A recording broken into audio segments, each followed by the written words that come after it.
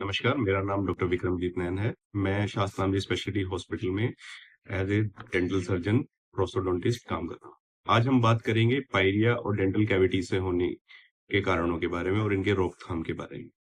देखिए, आज के टाइम में सबसे कॉमनली होने वाली दांतों की बीमारियां में से एक है पायरिया, ठीक है, और दूसरा होता है डेंटल कैविटीज या दांतों में कीड़ा लग जाना जिसको कहते हैं। तो पायरिया के लिए रोकथाम के लिए सबसे जरूरी है कि कुछ एक सुझाव है हमारे जो आप अपने जीवन में अगर अपनाएंगे तो आपको ये रोग नहीं होएगा। पहला, प्रॉपर टाइमिंग से और प्रॉपर टेक्निक से ब्रशिंग करिए। हमेशा खाना खाने के बाद सुबह और रात को दोनों टाइम ब्रश करिए, माउथ वॉश यूज करिए और डेंटल फ्लॉस का यूज करिए। कोई भी बहुत ज्यादा गर्म, बहुत ज्यादा ठंडी चीजें आपको खाने में अवॉइड करनी चाहिए।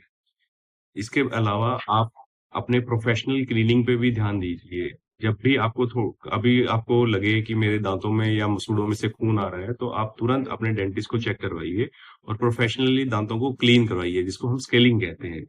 लोग ये समझते हैं कि स्केलिंग करवाने से हमारे दांतों में कमजोरी आ जाएगी, बल्कि ऐसा नहीं होता। आप स्केलिंग करवाएंगे तो जो भी मैल आपके दांतों में चिपकता है और जिसकी वजह से कीटाणुओं से आपके दांतों में पायरिया का रोग पनपता है, तो वो प्रोफेशनल स्केलिंग से वो बिल्कुल निकल जाता है और वहां पे कीटाणु भी कम हो जाते हैं, जिससे आपके मसूड़े बिल्कुल स्वस्थ रहेंगे। इसके अलावा जो हम देखते हैं दूसरी कॉमन सबसे बीमारी है, वो है डेंटल कैविटीज या जिसको हम आम भाषा में कीड़ा लगना कह देते हैं दांतों के। इसका मुख्य कारण वही है कि अगर हमारे मुंह के अंदर सफाई नहीं रहेगी, तो सबसे ज्यादा हमारे दांतों में सड़न होने लग जाएगी। इससे बचने के लिए सबसे पहले जरूरी है कि आप प्रॉपर ब्रशिंग करिए, माउथ वॉश यूज करिए। दूसरा, चिप्स, कोल्ड ड्रिंक, कुरकुरे वगैरह जो भी स्टिकी फूड्स हैं, इसको अवॉइड करिए। ज्यादा मीठा भी नहीं खाना चाहिए और खाना खाने के तुरंत बाद ब्रश करना चाहिए।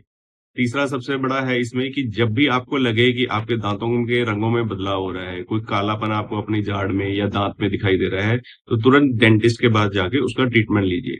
देखिए, जो दांतों की सड़न होती है वो बहुत धीमा प्रोसेस है, वो एक दिन में बहुत ज्यादा डैमेज नहीं करता। लेकिन अगर आप इसको टाइमली नोट करके और टाइमली ट्रीटमेंट लेंगे, तो आपके दांतों में एक तो डैमेज कम होएगा, दूसरा आपको आपके दांत स्वस्थ रहेंगे और उसमें मजबूती भी बनी रहेगी। तो आपको इसके अलावा एक्स्ट्रा ट्रीटमेंट्स की जरूरत नहीं पड़ती है। तो ये बहुत ही छोटे से लेवल पे भी आप इस बीमारी को रोक सकते हैं, सिर्फ थोड़ा सा ध्यान देकर, थोड़े से जागरूक होकर अपने दांतों के बारे में। धन्यवाद।